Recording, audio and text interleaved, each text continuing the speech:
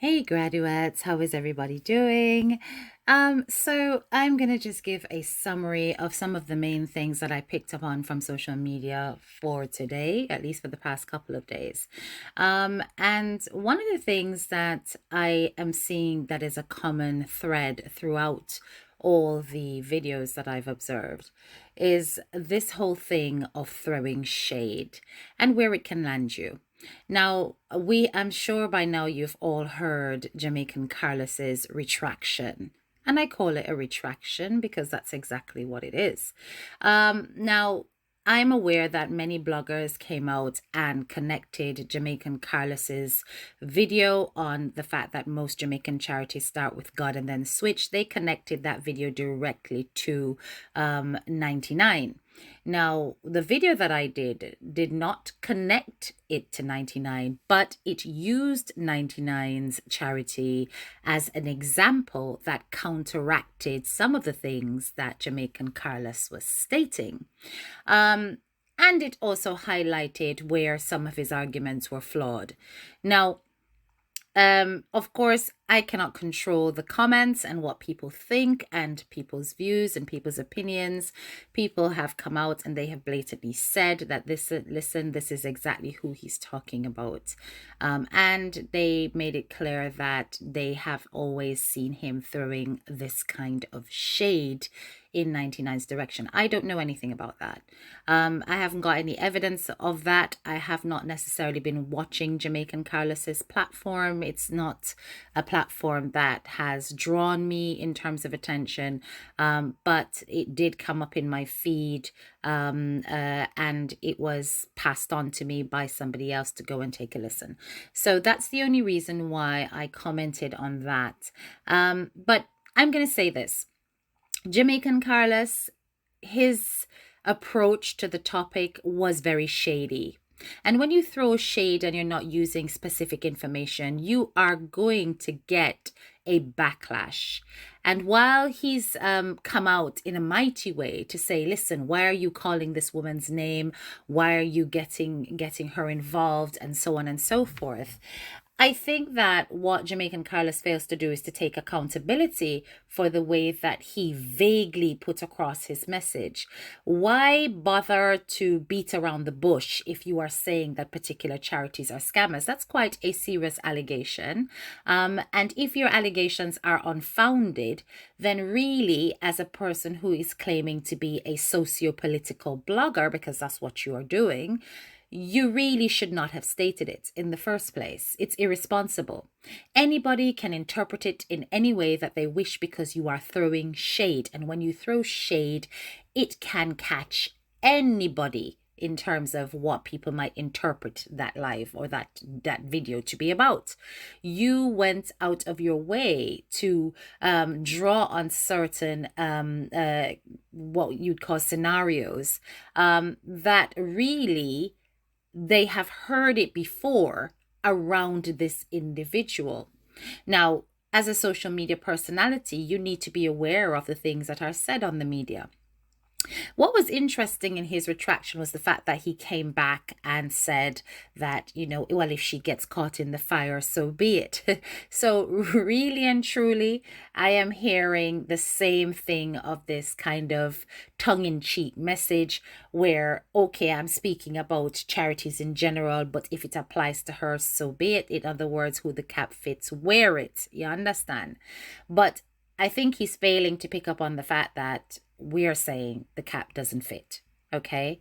The public is saying the cap doesn't fit. I said the cap doesn't fit.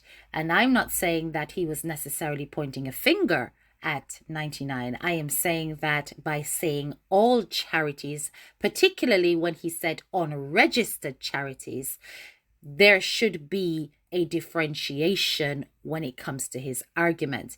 He needs to recognize that not all unregistered charities are involved in underhand activities or use their charities in order to boost themselves while taking money from the public. Okay. And by making sure that there is a difference, it is important to recognize that not everybody is the same, right?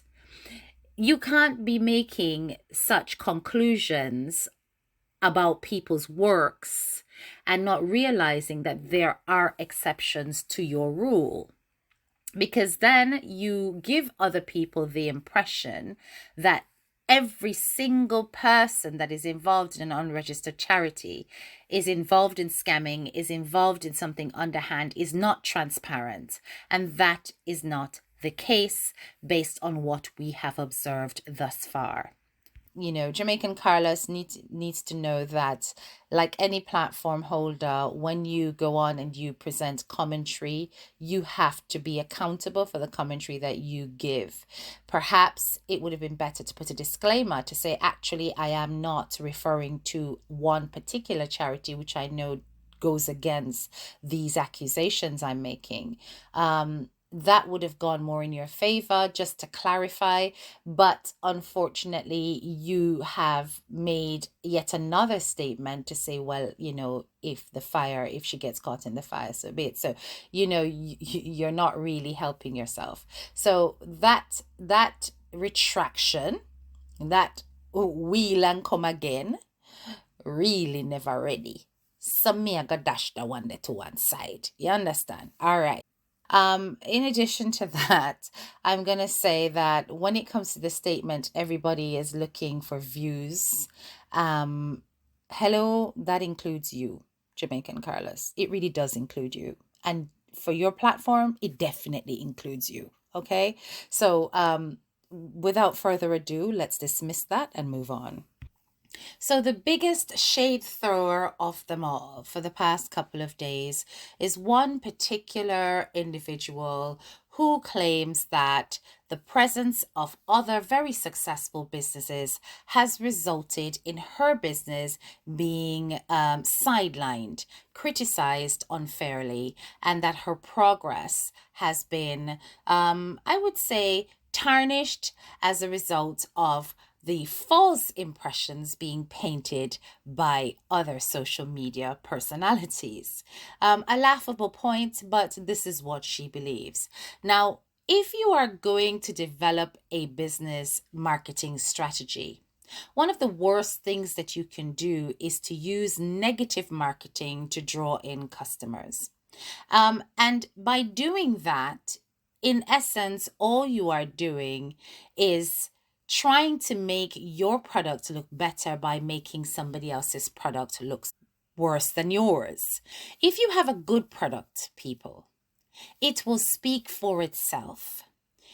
If your product is loved by your consumers, they will almost drive your sales because they'll keep coming back for more. They'll recommend it because word of mouth is powerful. They'll recommend it to other people.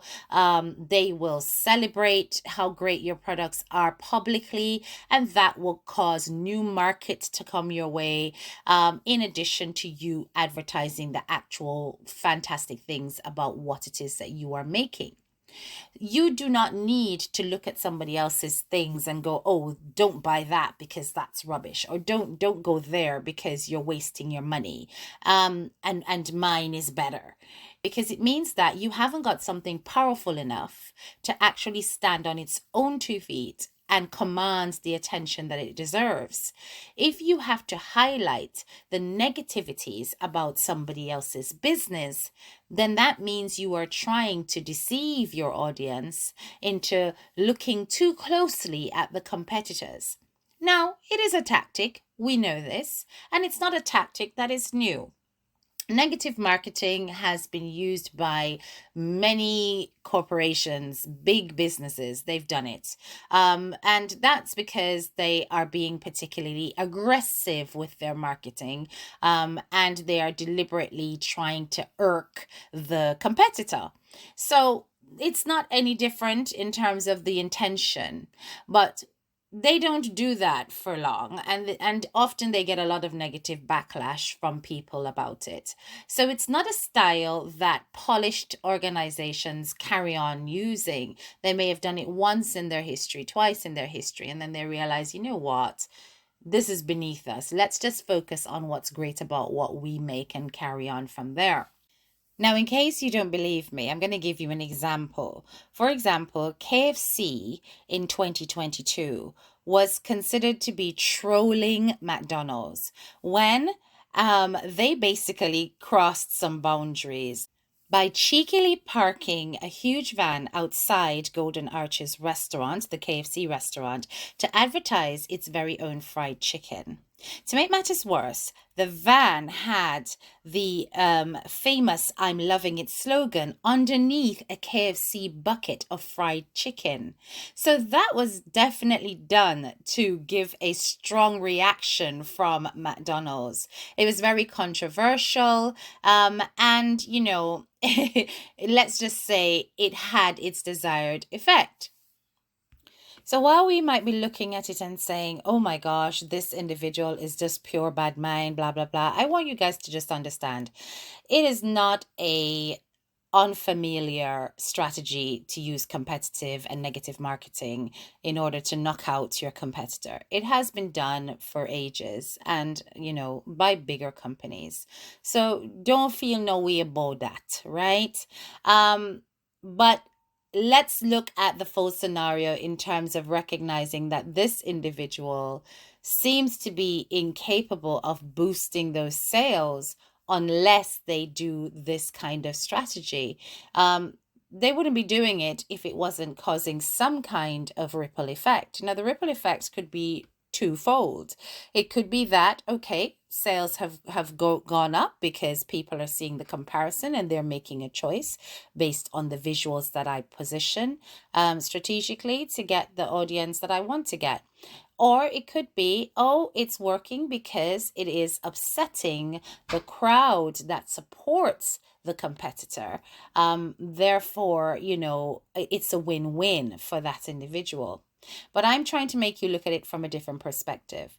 It's competitive marketing, it's negative. It shows that this particular brand is incapable of standing on its own. It sees that brand as a threat, which is why it does what it does. Okay. And that's why KFC did what it did with McDonald's, because they're a threat. And it's because they see them as worthy competition. So in a way, it's a backhanded compliment, people. A business that is fully established, worthy in its own right, with a solid consumer market does not need to throw shade unless the competition is worth it. They do not need to use competitive marketing strategies or negative marketing unless they see the products that are being pushed out by their competitor as a threat. And that is the fundamental message. It's because they are threatened. It's because they are at risk of losing. It's because they cannot get the market that the competitor has, which is why they do what they do. But anyway, let's put all that theory aside and let's look particularly on this particular individual and their argument behind using this marketing strategy. It's such a cop out. Clearly, we can see that they are stating that, they never wanted to use this approach. They were trying to use their conscience in doing so. And, therefore, they did not put out all of the videos, the pictures and stuff that they received. But then they realized that the same conscience was not being accorded to them. Now, let me tell you this. I have never seen anybody, and I'm certain the internet has never seen anybody take any of this individual's products and plaster it all over social media for the purpose of tarnishing the works. In fact, I do recall that the person that she's competing against clearly stated that the person's products look great and people must stop being so critical and they look really good. I remember that live very distinctly.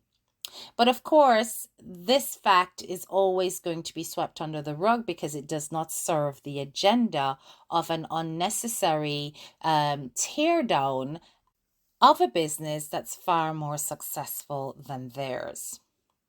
You know, it's really important that when you are the face of a product, that this face is actually a face that people want to see in their household, right? Um, People need to draw to the personality of the person behind the product. They have to like them to want to buy from them, especially when your market is community based. So if you are looking at a shop front product, nobody cares who's behind it because it's not personal. It's there with several other products and you've got freedom of choice to just go in and do whatever. If you are a person who uses a personal market, a community market in order to push your goods, and that you appeal to a specific demographic, then you have got to connect with that demographic in order for your products to actually be successful in the marketplace. I'm going to say that it is not impossible that this individual has their niche and their niche market will support them. But I am saying that the likability when looking at this individual in comparison to others who have a similar type of market shows us that it's far less than the rest. So let me break it down in regular terms. Basically, because the competitor is well liked, is well respected, that people want to see her win, them now gonna have a problem buy the products what she push out, no matter what it look like in comparison to what that individual is producing. It is really about popularity driving desire and driving demand. Okay. Now, I am not going to say that the individual is incapable of maximizing on her sales within her capacity, but there is no comparison when it comes to support for the competitor and support for this individual. This individual does not have not even an eighth of the amount of supporters that the competitor has. Okay. Now, it doesn't make sense pitching your advertising campaign against a competitor that has got such a huge platform of support, because you are always going to lose. You are going to lose. When you know that you have weighed up the statistics and seen the clarity in terms of, well, okay, I may have several followers, but not that many supporters. Whereas this person not only has many followers, but also many supporters. Stay in your lane and do what it is that you have to do to get your products moved. Focus on what it is that you are bringing to the table. Celebrate purely that and stop looking at a business model that is far excelling that which you are doing. I do not see the point of a negative campaign when you are not on the same level. It doesn't make sense. KFC and McDonald's are on the same level. This individual and her competitor is not on the same level at all. In fact, she's seeing her as competition, but the competitor doesn't see the individual as competition at all. The individual is in a lane of her own. The competitor has a wider lane that's going a lot further as well. So let's move on. So now Dr. Love came out and he did a whole live basically celebrating the fact that the lady from the big platform is finally going to take her naysayers to legal task. All right, sounds good to me. However, I read the statement that was put out, and as much as this was interpreted in this way, I'm not 100% getting that it's happening as we speak. I have heard it stated that legal action is going to take place so often that I've kind of lost hope. Honestly, I have. But it's not in my time, it's in her time. Should that take place, that would be a wonderful thing for us to see, because many of these people need examples made out of their actions. But if nothing happens, I won't be disappointed, because I have, as I said, given up waiting. I've waited and waited and waited. I'm sure lots of us have waited and waited and waited. But you know something? This is what I'm going to say. Um, when it comes to the whole matter of suing these people for loss of income due to slander and libel, I think that's a very serious matter. And I think that this speaks to the lack of social media responsibility that a lot of these platform holders have. I have seen ridiculous things from people digging up personal life issues, putting that on the internet. They go for your partner, they go for your ex, they talk about your children. These kind of things, unfortunately, though they are quite derogatory, they really can't be sued for. Um, the individuals that are doing this to basically muddy the water, to let people give the person who is the most popular a bombastic side eye, right? Hearsay, so, gossip, none of that stuff can stand up in court. But certainly when it comes to the allegations of scamming and the fact that they consider her to be involved in criminal underhand activities on the sly, without effective evidence, these kind of things are definitely slander and libel and can cause an impact on your income. If this can be proven that as a direct result of the things that were said around around her trustworthiness led to loss of contracts, then of course there is a solid case that I would love to see pursued. But like I said, I'm not holding my breath in any shape or form, because I have gotten tired of waiting. But you know, in her time, let's see what comes of this, and let's see whether or not they will be silenced once and for all from making such irresponsible comments without good evidence. Now, somebody messaged me and asked me, "Hey, Teacher K, what do you think about all the cyberbullying that's happening on social media? Be it that you like the person or you don't like the person." I'm going to answer that question. Now, I'm going to speak specifically to the latter part of the question, be it that I like someone or I don't like someone. I have no time to like or dislike people that I don't know, okay? I can admire them, I can respect them, I can love what they do, but I don't know anybody personally to say, you know what, I personally like you or I love you. I'm very careful with how I allocate my emotions, okay? Um, until I have a personal relationship with that individual, I'm not going to use certain terms around them. I can say that, listen, there are certain social media personalities, I absolutely respect them. I like what they do. I love their show, the things they bring to the table. I can say that there are certain personalities that I absolutely despise how they behave. I do not like what they represent. And I would not consume their content based on the things that they present to the table. Okay. So that's that. Now, cyberbullying. I think that people have got the terminology cyberbullying completely wrong.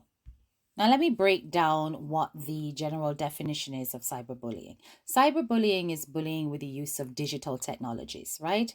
It can take place on social media, messaging platforms, gaming platforms, mobile phones, that kind of thing. It is a repeated behavior, and it's aimed at scaring, angering, or shaming anyone who's the target. Examples of this are things like spreading lies, posting embarrassing photos or videos of somebody on social media, sending hurtful, abusive, threatening messages, images, or videos via messaging platforms, impersonating people, sending mean messages to others on their behalf through fake accounts. Those are just some examples. And these are the examples that I'm going to specifically focus on, okay? Now, when it comes to cyberbullying, I think that there are many people who have fallen victim to this on social media. Lots of them. I would say, if not all of them, have fallen victim to social media. All the social media personalities that you can think of. Now, the question is, when looking at the scenario in terms of who is the victim and who is the abuser, it is not a level playing field, because at some point, each of these social media personalities have executed some form of cyberbullying. And that is with the exception of the big platform holder. Now, I know a lot of people are going to say, no, that's true. You know, those people who are the naysayers or who are against this. And this is because we know of situations where there has been falling out because of things that were said and how it was handled. And as a result, the individuals whom things were said against, they have got a grudge to bear and they have received cyberbullying as a result of something that was said. I'm trying to be as vague as possible because I do not want to revisit that situation. But remember, cyberbullying needs to take place repeatedly before it is considered cyberbullying. A one-off incident of something said that was not necessarily true, or a one-off situation where a person was not handled in a way that would be considered appropriate, does not constitute cyberbullying. Cyberbullying is repeated behavior, not a one-off incident.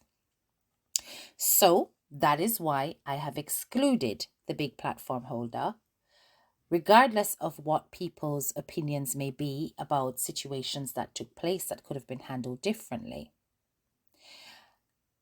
The cyberbullying tends to happen after the fact. For example, if the big platform holder has said something, other people have run with it, they have ended up in the inbox of the people that she has said something about, and they start messaging, they start attacking, and they do that repeatedly. That is cyberbullying. So many of these people will point fingers to say, well, if she didn't say this, I wouldn't be experiencing that. Therefore, she is the bully. What I would say is that the situations may not have been handled properly, and as a result, you receive cyberbullying, but you cannot put the blame in terms of the cyberbullying actions on that one individual because that one individual did not execute it. There may be a direct link in terms of social responsibility, once again, and recognizing the power of the platform that you hold and the impact that your words have on your followers. That's a different case altogether. The cyberbullying that I see happening, I do not necessarily agree with it. But as I said before, it is not a level playing field because each of the people who are involved are equally cyberbullying each other. So you are getting lots of comeuppance to and fro between different parties, throwing words, skitting, doing different activities, tearing each other down in different ways, making fun of difficult situations and challenges that they may have gone through. And all of that is derogatory. I'm not going to lie, it is. But when you see the responses, or you see the starting points, because sometimes they're not responses, but they are a repercussion as a result of something that was started by the claiming victim, you can understand why it is that it takes place.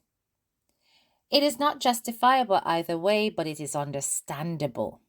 Because you can't justify anything that is considered to be inhumane in terms of behavior, but you can understand the human reaction. So, what I think about the cyberbullying, I wish it would all stop. I wish every party involved would stop. But I recognize that it can't stop, because certain personalities on social media will never ever take the high road, nor will they ever let go of their personal enmity towards certain people. And they will use anything in their ammunition to create havoc and harm to those that are secondary, if not the primary source of their gripes. Oftentimes, the cyberbullying that you see is a response to social justice, because they recognize that the one individual whom is not participating in this repetitive act of cyberbullying is actually constantly being targeted. Therefore, they feel obligated to respond, whether or not the big platform holder actually wants it to take place. Social justice happens in various ways within communities. When it comes to recognizing that an injustice is taking place, civilians often take it on themselves to correct things. You do know that there is even something called a civil arrest, where people in the streets can arrest a criminal in the act, and wait for the professionals to take over. If this law exists in the streets, it exists on social media too. Civil arrests can take place here virtually, and it's often done through, making fun of individuals who are targeting a person who is an innocent party, or at least one who is not persistently attacking others. So where social justice is taking place, Head Teacher K has nothing to say. The moment all parties recognize that they are a part of the problem and decide to actually stop, then everything will be a better place. But until such times, whatever is happening is about equilibrium being achieved, a balance being achieved. And in that respect, it's impossible for my advice to fall on any kind of listening ears, because people will do what they will do to make sure that social justice takes place. Now, speaking of slander and libel, I am now going to address my subscribers, my followers. Now, I want you guys to really think before you type certain things in the comments. I have noticed that there is a habit that some of you have, where you tend to put all kinds of names in your comments. You make allegations, you make allusions around an individual that you don't know for a fact is true. Now, I am going to be going through my YouTube channel and deleting some of the comments that I've seen, but I mean, fair enough. You have got an opinion and you want to express it, but I'm asking you to do that responsibly and sensitively, okay?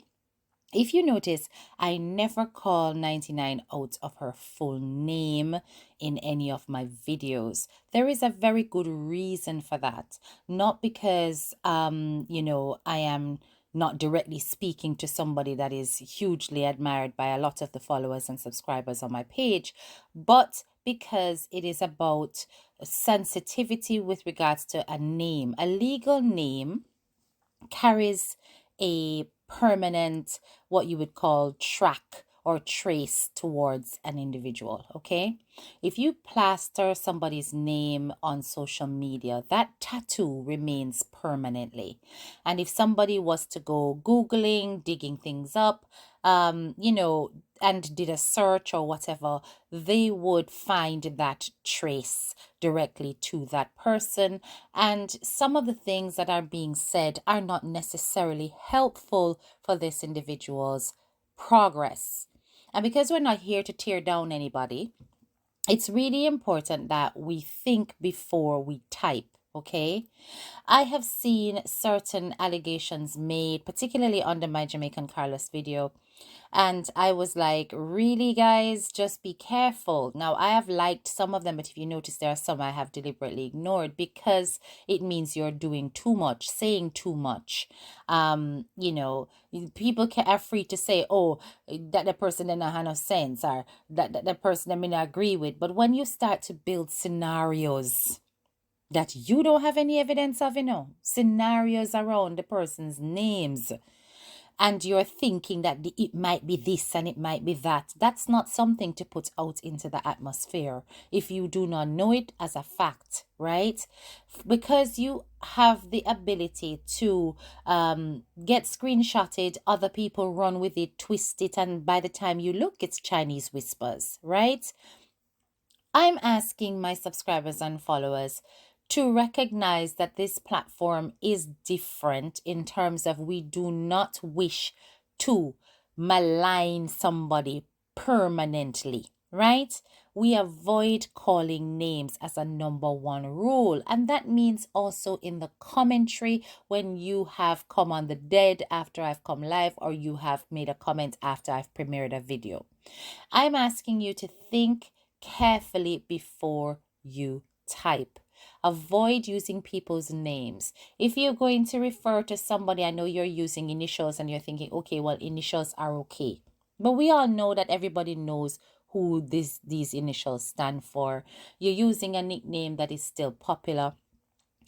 Try to use general terms, a certain person, that baker oversaw, the one with the cats. Do something like that. Avoid calling people's names, using their acronyms, or even using their popular names, because they have made it clear that these are the way that they are referred to on social media. They will say, oh, me know so them call me X. So me know me them attack. Therefore, there is evidence to back that those names are attached to them. So I'm saying, just be careful when making derogatory comments, that you protect yourself, protect the platform, and ensure that you are not causing any damage that can be detrimental. And as much as some of these characters we generally do not agree with or whatever, I have no personal interest in trying to see somebody get completely torn down on social media. It's not my focus. So, it's a word to the wise. It's a word of warning. As I said, I will be going through the comments and I will be deleting some things that I think are really inappropriate, or they're alleged, so therefore they're unfounded. I will not delete comments where people have personal feelings towards an individual, and it's just their opinion. But when you go creating scenarios, that's actually quite dangerous. Anyway, my people, I hope you've enjoyed my synopsis of everything that I have picked up on social media so far. And once again, if you are new to my channel, please make sure that you subscribe and hit that bell. I'll be coming live fairly soon, but lots of work on the table, guys. So I am busy getting on with what pays me well. And I will come on social media when I have a bit of a break from that. In the meantime, don't forget to like the video and don't forget to share the video. Tell a friend to tell a friend to tell a friend, okay? Big up yourselves. This is your girl, Head Teacher K.